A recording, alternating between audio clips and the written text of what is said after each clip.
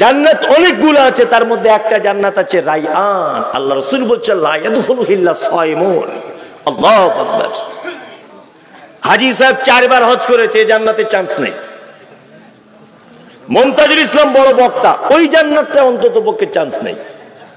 গ্রামে একটা কোটিপতি লোক 1 লক্ষ টাকা মসজিদে দান করেছে, ওই জান্নাতটাই চান্স নেই। আল্লাহর নবী বলছেন ইল্লা সায়িমুন, শুধুমাত্র যারা সিয়াম পালন করেছে, চলতি ভাষায় যারা রোজা রেখেছে, তাদের জন্য এই জান্নাতটা স্পেশাল, আর কেউ ঢুকতে পারবে না। স্পেশাল জান্নাত কেন? স্বামী স্ত্রী মিলন, এটা বৈধ না অবৈধ? বৈধ। রাতে দিনে যখন ইচ্ছা আপনি আপনার স্ত্রীর কাছে যেতে পারেন, এটা আপনার জন্য ইসলাম বৈধ করেছে। কিন্তু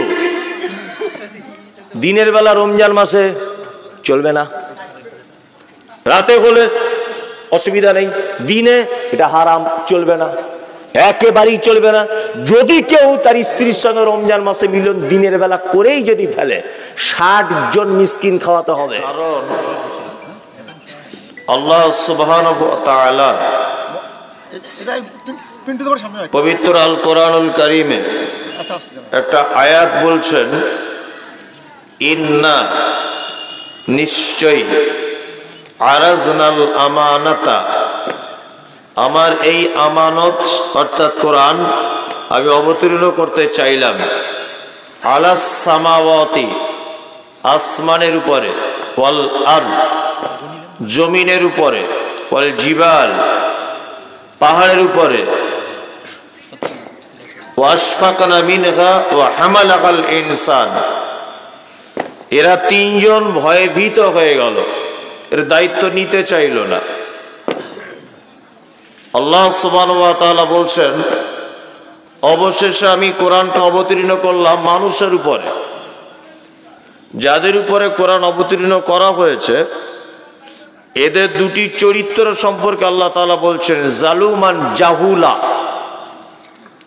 যাদের উপরে কোরআন দেওয়া হয়েছে এরা হচ্ছে জালেম, এরা হচ্ছে জাহেল। জাহেল কারা? যারা এটাকে অধ্যয়ন করার চেষ্টা করে না, পড়ার যারা চেষ্টা করে না, বা কোনোদিন পড়ার টাইম পায়নি, এরা হচ্ছে জাহেল। জালেম কারা? যারা এটাকে পড়ার পরে মেনে নিতে পারছে না, এরা হচ্ছে জালেম। আমাদের ভিতরে 2টি গুণই আছে, নাই? না আমরা এটাকে পড়তে পারছি, আর না আমরা এটাকে মানতে পারছি। তা আল্লাহর যে 1500 বছর আগেকার কথা, এ কথা বাস্তবে এখন প্রমাণ হচ্ছে কি হচ্ছে না? হচ্ছে। আল্লাহু আকবার, আল্লাহু আকবার। রসগোল্লা দেখেছেন তো? রসগোল্লা এটা যদি প্লাস্টিকের ভিতরে ঢুকিয়ে দিয়ে আপনাকে খেতে বলা হয় বা চুষতে বলা হয়, স্বাদ পাবেন? পাবেন না। তা আমাদের অবস্থা ঠিক তেমন। 50 লাখ টাকার একটা বাড়ি করেছি, বাড়িতে টিভি, ফ্রিজ, ড্রেসিং টেবিল, আলমারি, শোকেস, আলনা, গিজার, ওয়াশিং মেশিন সবই আছে। তোর স্ত্রী স্বামীকে বলছে একটা বড় কোরআন মাজিদ তো কেনা হলো না। ও স্বামী তখন বলছে যে মির্জাপুর দক্ষিণ পাড়াতে জলসায় যাব, দোকান বসবে, একটা বড় কোরআন কিনে বাড়ি রেখে দেবো। সেই যে কোরআন মাজিদ কিনে কাপড়ে মুড়ে দিয়ে যে বাড়িতে রেখেছে চিলেকোঠার উপরে, আজও 15 বছর হয়ে গেল, একবারও খুলে দেখার টাইম পেল না। কবে শবে বরাত আসবে আর কবে রমজান মাস আসবে সেই অপেক্ষাতেও বসে আছে। মানে এই 2 দিনে হয়তো আল্লাহ শুনতে পায় কোরআন মাজিদ পড়া, অন্য দিনগুলো পায় না, এরকমও হতে পারে, তাই না? আল্লাহু আকবার। যে জাতির কাছে একটা মহামূল্যবান গ্রন্থ আল কোরআন এসেছে, এ জাতির এখনো সিংহভাগ মানুষ কোরআন মাজিদটা কোন ভাষাতে অবতীর্ণ হয়েছে এই জ্ঞানটুকু তাদের নলেজে নেই। মানা তো দূরের কথা, আসলে ঘটনা সমাজ সম্পূর্ণ বিপরীত দিকে চলছে সবকিছুই। আচ্ছা, এটা কি বিপরীত দিকে কেমন চলছে বলি। এই যে এই যে জলসা, এটা তো দিনের প্রচার, কথা বলুন, দিনের প্রচার। মানে উল্টো কেমন চলছে সমাজ, দিনের প্রচার হচ্ছে রাতে। মানে মানুষ কত বড় বোকা যে রাতে লাইট টাঙিয়ে দিনের প্রচার করছে। এটা একটা বোকামি, বোকামি নয়। আমি কাউকে এ করে বলছি না, আমি একটা জিনিস বোঝাবার জন্য বলছি। দুই নম্বর কথা হচ্ছে যে কাজী নজরুল একটা কথা বলেছে, মন্দির মসজিদে বড় পীর সেজে মৌলবি আর পুরোহিত, কথায় কথায় ধর্মের বাণী কর্মেতে বিপরীত। মসজিদ আর মন্দিরে যারা থাকে, মসজিদে যারা থাকে আমরা মনে করি এরা মনে হয় সব থেকে বড় পীর, আর মন্দিরে যারা থাকে আমরা মনে করি এরা মনে হয় বড় পুরোহিত। কাজী নজরুল দুঃখ করে বলছেন, কথায় কথায় ধর্মের বাণী কর্মেতে বিপরীত। বক্তা আলেম মাওলানা হাফেজ কারি মুফতি, এরা মুখে যা বলে নিজে তা মানে না, বিপরীত। সবাই নয়, কিছু আলেম আছে জলসা যারা দিচ্ছে, দেখবেন তার 95% লোক কেউ নামাজ পড়ে না, সব বেনামাজি। বলছে মসজিদের কমিটি হয়েছে 40 জন, 40 জন আর কেউ নামাজ পড়ে না, ইল্লা মাশাআল্লাহ 1-2 জন আছে, কারো দাড়ি নাই, সবাই কাঁধের নিচে কাপড় পরে। করছে কি করছে না, মানে টোটাল সমাজটাই বিগড়ে গেছে, টোটাল সমাজ।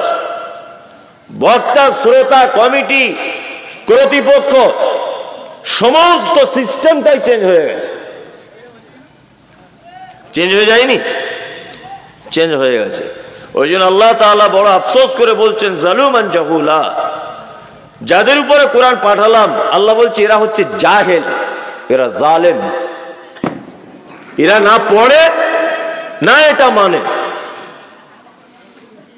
আমাদের হয়তো পড়ার টাইম নেই, এখন যারা বসে আছেন অন্তত পক্ষে শুনে মেনে নেওয়ার টাইম আছে, মানা যাবে?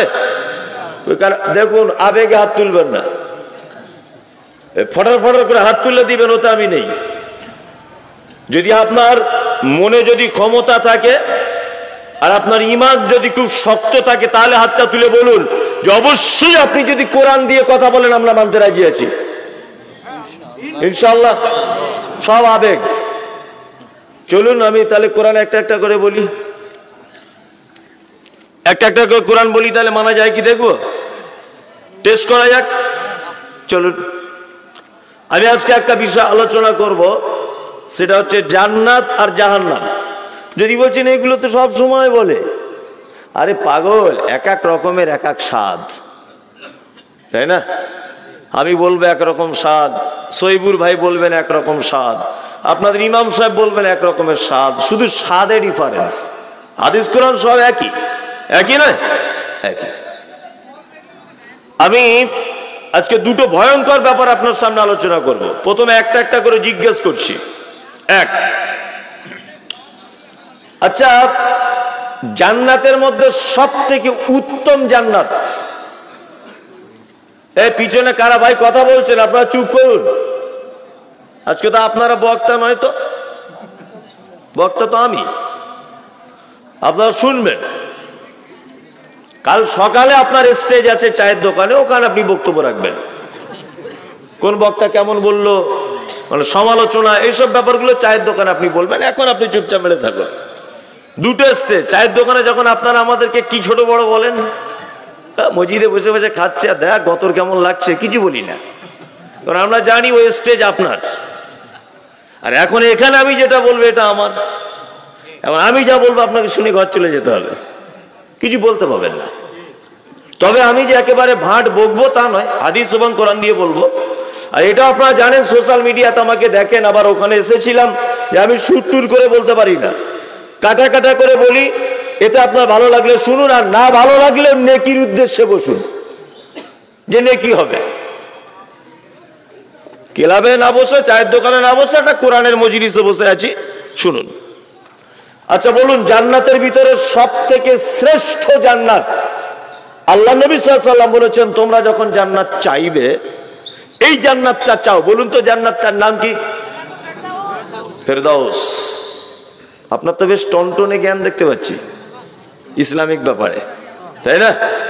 তাহলে স্পেশাল জান্নাত যদি ফেরদাউস হয়, নিশ্চয় এর থেকে একটু কোয়ালিটি লো এরকমও জান্নাত আছে, আছে না নেই? আছে। তাছাড়া আল্লাহ রসুল স্পেশাল জান্নাতের নাম বললেন কেন? নিশ্চয় এর থেকে লো কোয়ালিটিরও আছে, তাই না? চলুন, আচ্ছা বলুন তো দেখি, জাহান্নামের ভিতরে সব থেকে খাতারনাক জাহান্নাম, তার নাম? সবটাই খাতারনাক আর কি, তাই না? সবটাই খাতারনাক, সবটাই খাতারনাক। তার ভিতরে বেশি খাতারনাক আল্লাহ তাআলা বলছেন নারুল্লাহিল মুকাদা আল্লাতী তাতালু আলাল আফিদা ইন্নাকা আলাইহিম মুসাদা ফি আমাদিম মুমাদ্দাদা। হুতামা, এর নাম কি? হুতামা। আল্লাহ তাআলা হুতামা জাহান্নাম সম্পর্কে বলছেন, কি বলছেন? নারুল্লাহিল মুকাদা, এটা আমার নিজস্ব প্রজ্বলিত আগুন। আল্লাতী তাতালু আলাল আফিদা, এই আগুনের এত তীব্রতা যে মানুষের অন্তঃকরণে পর্যন্ত পৌঁছে যাবে। আল্লাহু আকবার। ইন্নাকা আলাইহিম মুসাদা, মেয়েরা যেমন তরকারি রান্না করতে করতে ঢাকনা লাগিয়ে দেয়, আল্লাহ বলছেন মুসাদা, জাহান্নামীদেরকে জাহান্নামে ভরে ঢাকনা লাগিয়ে দেব। ফি আমাদিম মুমাদ্দাদা, শুধু এতেই ক্ষান্ত নয়, আমি জাহান্নামে বড় বড় খুঁটি থাম্বা থাকবে, থাম্বাতে তাদেরকে পেঁচিয়ে বেঁধে রাখবো। আল্লাহ, এর নাম জাহান্নাম। একটু একটু ভয় লাগছে আপনার মনে? ভয় হচ্ছে একটু একটু? কেমন হচ্ছে কি? যদি না হয় তাহলে আপনার ইমানে পোকা লেগেছে। আর যদি মনে করেন যে আমার একটু যেন ভয় লাগছে, ইস মরে যাবো আমি, এরকম জায়গায় যেতে হবে, তাহলে আপনার ইমান সুস্থ আছে, শুধু চিকিৎসার প্রয়োজন। ইমান আপনার সুস্থ, চিকিৎসা করলে ভালো হয়ে যাবে। আর যদি আপনার মনে ভয়টাও যদি না হয়, ভেবে রাখবেন আপনার ইমানে পোকা লেগেছে। আল্লাহু আকবার। এটা তো জাহান্নাম। কিয়ামতের মাঠটা কেমন দেখুন।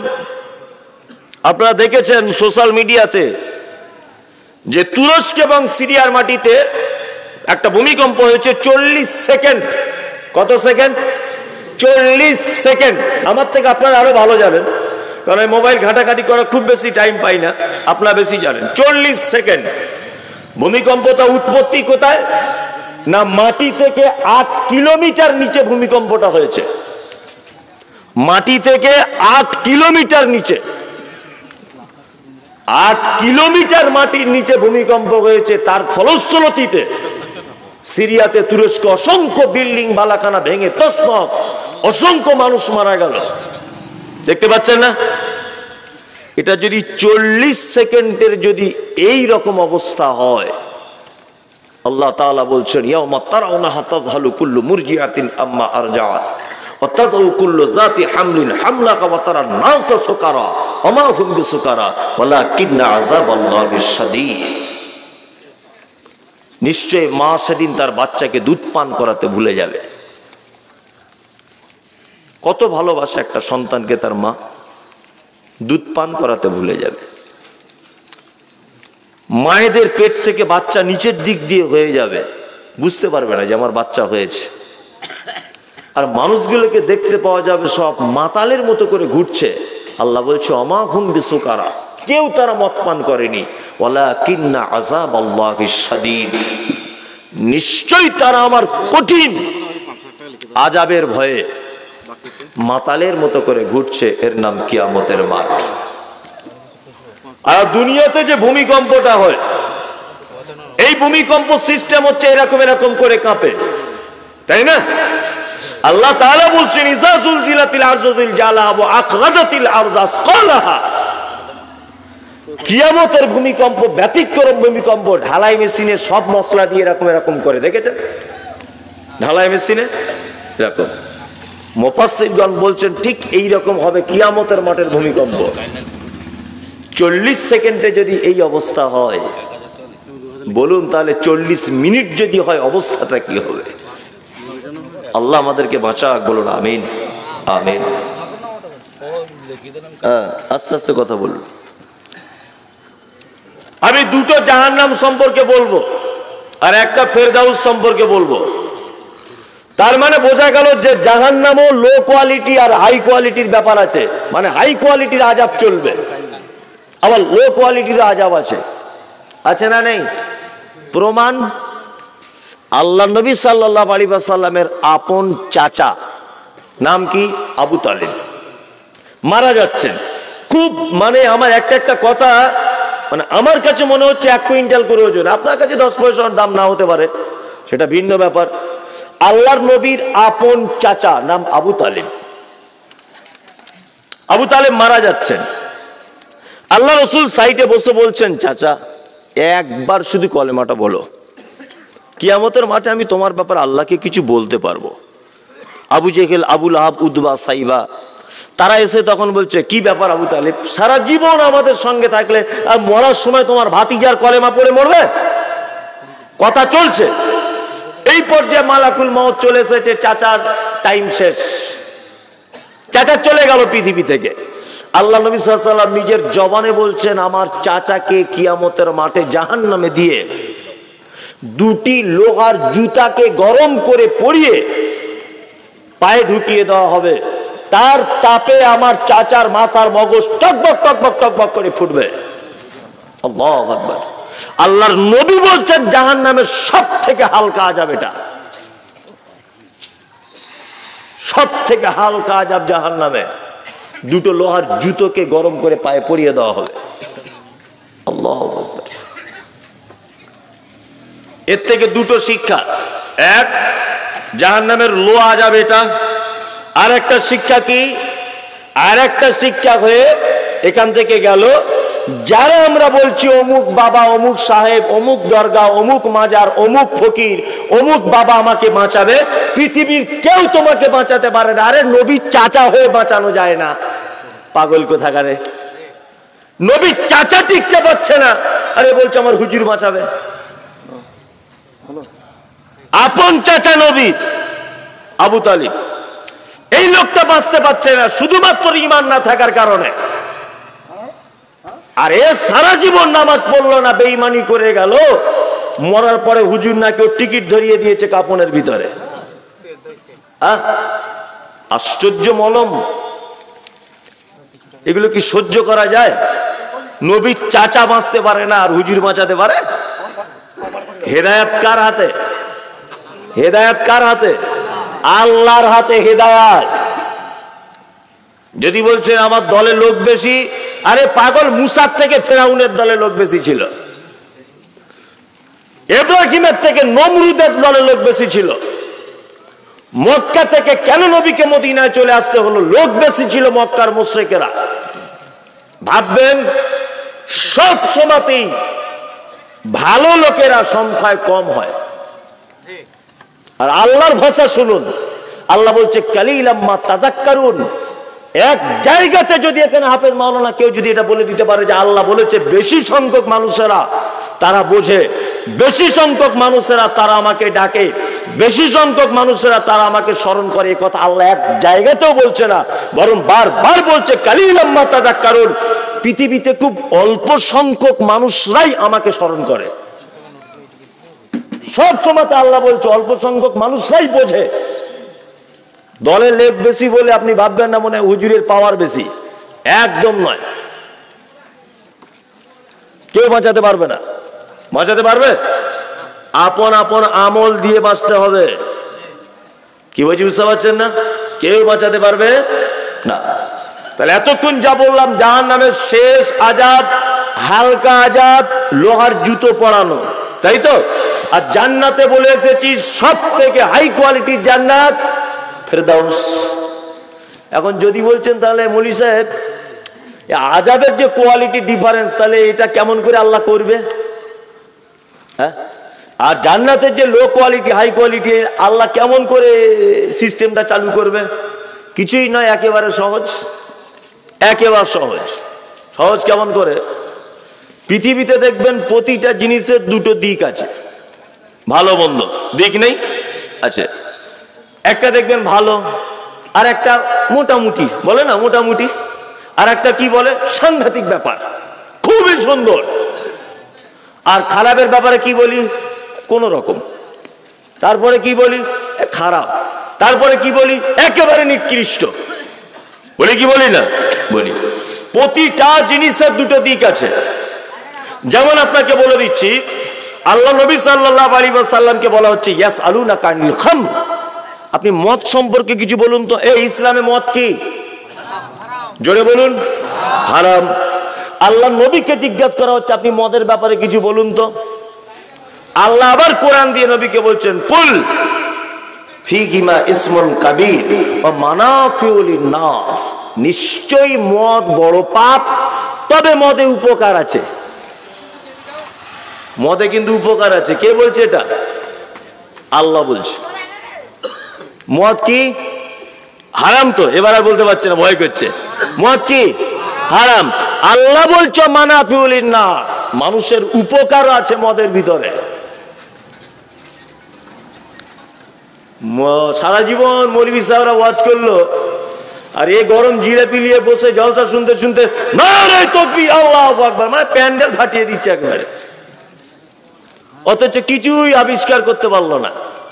আল্লাহ যে বলছে মদে উপকার, আচ্ছা আপনি কোনোদিন এটা ভেবেছেন যে মদে আবার উপকার হয়? ভাবেননি। অথচ একজন ইহুদি এটা চিন্তা ভাবনা করে দেখবেন 80% ঔষধের গায়ে লেখা আছে এত পার্সেন্ট অ্যালকোহল। আছে না নেই? আছে, আছে।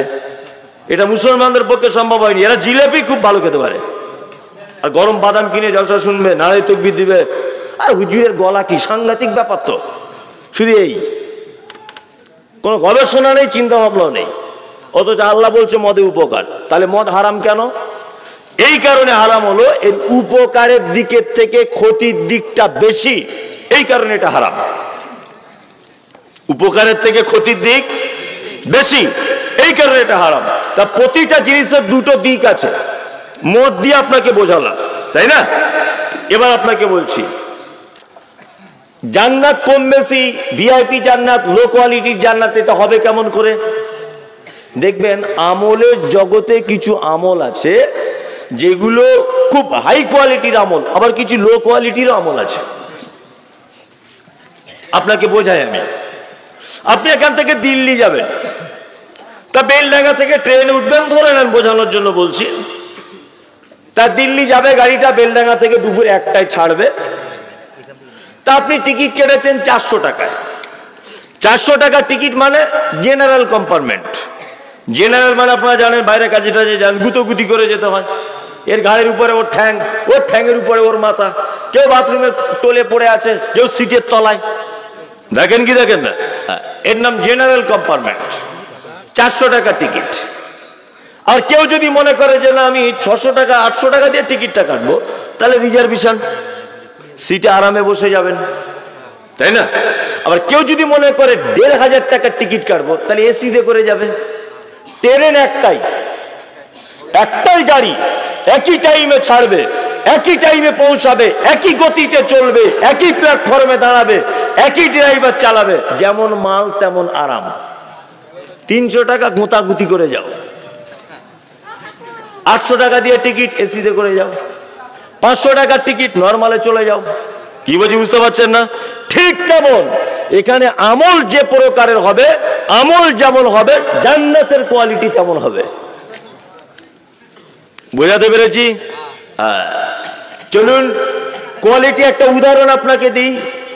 জান্নাত অনেকগুলো আছে, তার মধ্যে একটা জান্নাত আছে রাইয়ান। আল্লাহ রাসূল বলছেন লা ইয়াদখুলু ইল্লা সায়িমুন। আল্লাহু আকবার। হাজী সাহেব 4 বার হজ করেছে, এই জান্নাতের চান্স নেই। মুমতাজুল ইসলাম বড় বক্তা, ওই জান্নাতে অন্তত পক্ষে চান্স নেই। গ্রামে একটা কোটিপতি লোক 1 লক্ষ টাকা মসজিদে দান করেছে, ওই জান্নাত চাই চান্স নেই। আল্লাহর নবী বলছেন ইল্লা সায়িমুন, শুধুমাত্র যারা সিয়াম পালন করেছে, চলতি ভাষায় যারা রোজা রেখেছে, তাদের জন্য এই জান্নাতটা স্পেশাল, আর কেউ ঢুকতে পারবে না।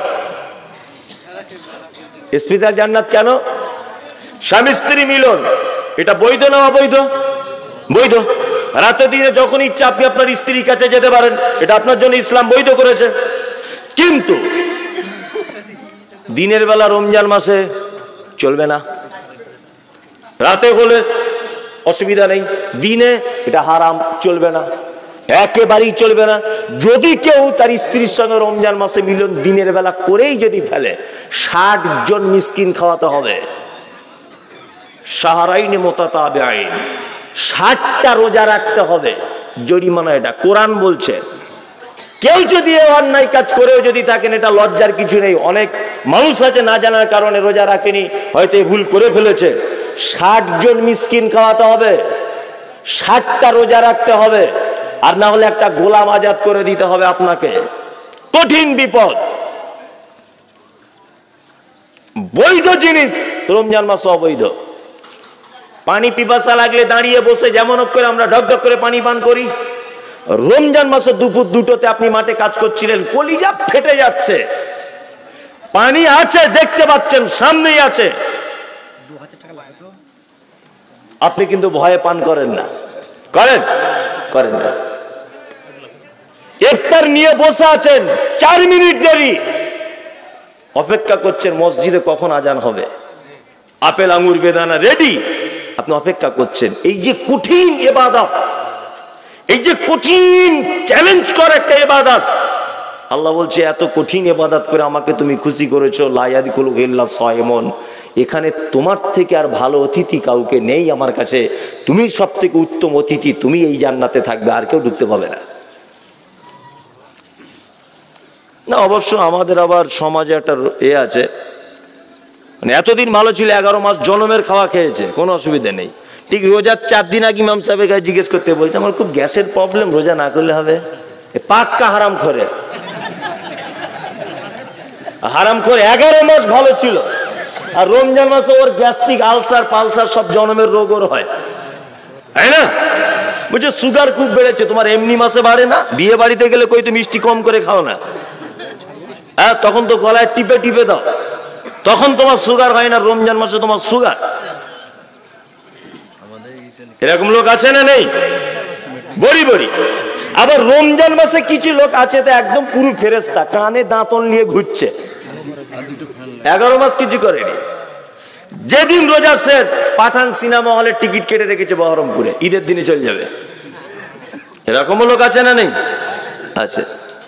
আল্লাহু আকবার। এরা আবার কেমন? এরা কেমন? 1 মাস। আচ্ছা, বোকা কি গাছে ধরে? ধরে না। মানুষ কত বোকা দেখুন, স্ত্রীর কাছে যেতে পাবে না দিনের বেলা, পানি পান করতে পাবে না, গোশ মাছ খেতে পাবে না, কোন রকমের খারাপ কথাবার্তা বলতে পাবে না, কোন রকমের অন্যায় কাজ করতে পারবে না, তারপরেও লোকটা 5 ওয়াক্ত মসজিদে নামাজ পড়তে আসছে, পেট শুকিয়ে রোজা অবস্থায়। আর এমনি মাসে বেশ ভালো করে জুত করে খেয়ে আল্লাহর ঘরে দূরে কে সেজদা দেয় না। তাহলে বোকা কি বোকা নয়? খালি পেটে আল্লাহকে ডাকছে, ভর্তি পেটে আর ডাকে না। মানে ঘটনা কেমন জানেন? যদি বলছেন হাদিস কোরআন বলবেন না, আমার তো অনেক টাইম, কোরআনের 2টো বড় বড় সূরা তেলাওয়াত করেছি, এগুলো বলবো, আগে জায়গা রেডি করছি। তারপর ঘটনা হচ্ছে এই, একটা লোক তাল গাছে উঠেছে, তা তাল গাছটা বহুত উঁচু, ও নিচের দিক দিয়ে দেখতে, উড়ি বাবা, তো নামা যাবে না, খুব ভয় করছে। তা ও মনে মনে ভাবছে যে আল্লাহ 20টা তাল পেরেছি, যদি অন্তত 2 হাত কোন রকম নামতে পারি, তা 5টা তাল মসজিদে দান করে দেবো। 5টা, তা 2 হাত কোন রকম নেমেছে। তো ওইখানে তাকে নিচের দিকে যখন তাকাচ্ছে, ওর কলিজা কেঁপে যাচ্ছে, তখন বলছে আল্লাহ যদি আর 10 হাত নামতে পারি, আর 5টা দিয়ে দেবো, তাহলে 10টা হয়ে গেল। আল্লাহকে বলছে আল্লাহ যদি আর 5 হাত, তাহলে আর 5টা দেবো। একেবারে গোড়াতে নেমে এসে তখন বলছে আর জীবনে গাছে উঠবো না, মসজিদেও দেবো না। গাছে উঠবো তবে তো তাল মসজিদে দেবো। তা আমাদের অবস্থা ঠিক তেমন। যখন বিপদে পড়েছে, বড় বেটাতে অ্যাক্সিডেন্ট হয়েছে হাই রোডে, ওর বাপ দেখছি পাক্কা আব্দুল কাদের জেলানি হয়ে গেছে, এক রাত্রেই মসজিদে এসে বসে আছে। বেটাটা অ্যাক্সিডেন্ট হয়েছে, 15 বছরের বেটাটা মারা গেছে, কে ওকে বলেছে একটু নামাজ কালাম পড়, আল্লাহ রহম করবে। একদম দেখছি দাড়ি টুপি ছেড়ে মসজিদে, বেটার শোক চলে গেল। আবার দেখছি লটারির টিকিট আর সুদের টাকা খাচ্ছে। যা চরিত্র তাই। মানে আমাদের অবস্থা বিপদে পড়লে আমরা স্রষ্টার কাছে দ্বারস্থ হই, আর যখন সচ্ছলতা আল্লাহ দেয় তখন আল্লাহকে 10 পয়সা দাম দিই না। দিই বলুন? দিই না।